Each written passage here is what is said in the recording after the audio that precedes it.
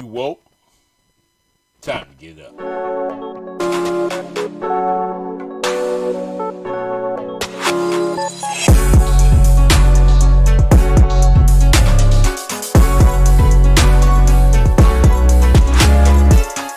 Welcome to Thought You're Woke, No Speed Limit Podcast. I'm your host, Alvin. I hope you're having a terrific day. I want to talk about something we keep talking about in this country from time to time. It's the effects of the 13th Amendment on our people, right? Well, maybe you guys don't know this, and you should know this, that the 13th Amendment basically ended slavery, right? But it had a unique clause in it where it said that a person who commits crime could still be used for forced labor. Now, we've called ourselves in the recent years changing the words to that and taking the wording out, which allows for slavery, quote unquote, but it still allows for what we call forced labor, which to me is the same thing as slavery. There's no difference between forced labor and slavery. It's the exact same thing. So, well, we're doing this because they committed a crime. And it's okay because since they committed a crime, we can put them to work to punish them for what they have done. So in the process, maybe they will learn something, right? Well, with that being said, we've known that there have been abuses since the beginning, since the end of the 13th Amendment. We've had everything from what we call vagrancy laws to the modern system, where people who are supposedly have committed a drug crime are put in jail for an absorbent amount of times, and in that process, they put them to work. I can tell you one story that would floor you. An entire plant that was working had prisoners out-profited a regular factory, right? So this particular factory was Russell Athletics. They made I believe it was military uniforms at this factory. So people who work every day, people who are not in jail, who are not in prisons, were working those jobs. But because of the slave labor, the $2 an hour salaries that the prisoners were making over here in Alabama at their version of the Russell plant, they shut down this plant with the people who work every day. They shut it down because it was cheaper to make the uniforms and license plates and dog tags at this other plant where they had the prisoners working with little or no basically with supervision, but with no regulations and all those things, because it's okay to mistreat prisoners because they're prisoners, right? Right. So in this case, it was a lose-lose situation. Now, this particular lawsuit is interesting. So, we always say that everybody should get a job and work harder. Here's the thing. We understand that unemployed people, poor people, people who can't get jobs are more likely to commit crimes than anyone else out there, just for the simple fact they're trying to survive. Yet, in our society, we have prisoners who have gone to jail who are now going to taking those jobs from the everyday people.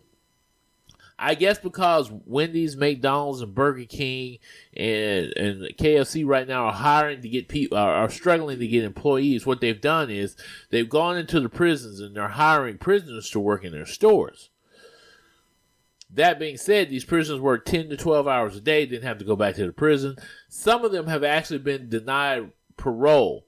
And at the same time, those prisoners, 40% of their income goes back to the prison.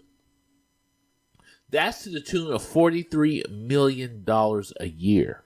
$43 million that our state makes off of prisoners.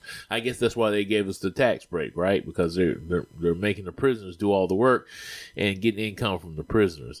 I guess that's how that works. I assume that's how that works. I'm not exactly sure if that's how that works, but they're using the prisoners for that income. So they're getting 40% of that. Then they take other things out of their pay, like fines that they owe and so on and so forth. Now, let me tell you about Alabama. Alabama is never on the up and up when it comes to the criminal system and the poor. They also have this system where they put a monitor on people's ankle. Guess how much they charge you a day for that? $10 a day. So it's $10 a day. You got this ankle monitor on, supposedly for, let's say you got a ticket and weren't able to pay or failure to appear in court. So now you got this ankle monitor because you're on probation, and they charge you $10 a day. Now, they used to have a probation system where a person would go, well, I can't pay $500 for a speeding ticket, or $500 for that ticket. So, okay, well, we're going to put you on probation. Now, you'll have to report to the probation officer every day, every week, and you'll have to pay at the time. Now, that probation officer, if you've ever went to a check cashing place and you constantly renew your check, this is the game they play. Instead of every week you paying a small amount and you pay for it, they will tell you, you pay the full amount now, or you pay $25 or $50, and next week you come back and we'll pay the full amount at that time, and each time they'll renew it. Well, you're on probation until you pay that full amount. That was the game they were playing. That eventually was removed from the state of Alabama, though there are some probation offices like that still around in the state in small towns. That was eventually removed from the system. Now, like I said, a person who has a speeding ticket, a $500 speeding ticket, can get up to $1,000, up to $15,000 for a ticket because they keep going to this probation officer. If you don't come back, we're gonna come and hunt you down and put you in jail. That's what they tell you. That's part of that system. Same thing is going on here with this jail lawsuit. So Steve Marshall, Kate Ivey, the parole board, the entire correction system is basically being sued for things that they're not doing correctly. Remember, Alabama's correction system is already in trouble because of the amount of violence, rapes, and all those other things that are happening in the prisons, these undermanned prisons that the state has. Kate Ivey says she's put all this money to build new and better prisons. But, okay, if you're building new and better prisons, I hope you're also hiring corrections officers, and that seems to be in short supply. Now, either way, there was just a case I was listening to this morning on our TV here where an inmate has killed another inmate in prison here in the state of Alabama. Now, the people who are in this lawsuit, the women and the men in this lawsuit, say that they are subject to violence in prison, and the reason why they're getting out, because they're not violent offenders. They're not the type of people who do that. They may have done something petty, but they're the type of people that are trying to work and get themselves back out of prison. So they're working every day, unsupervised. Keyword is unsupervised, every day at McDonald's, Burger King, Wendy's, and all these other places. Some of them are working at road crews for Jefferson County. They're working on the side of the road, picking up trash and doing little things like that on the freeway. Those guys you see with the orange bags on the freeway? Those are those guys. And that's even unsupervised. They ride in that truck. Some of them are driving the truck, literally.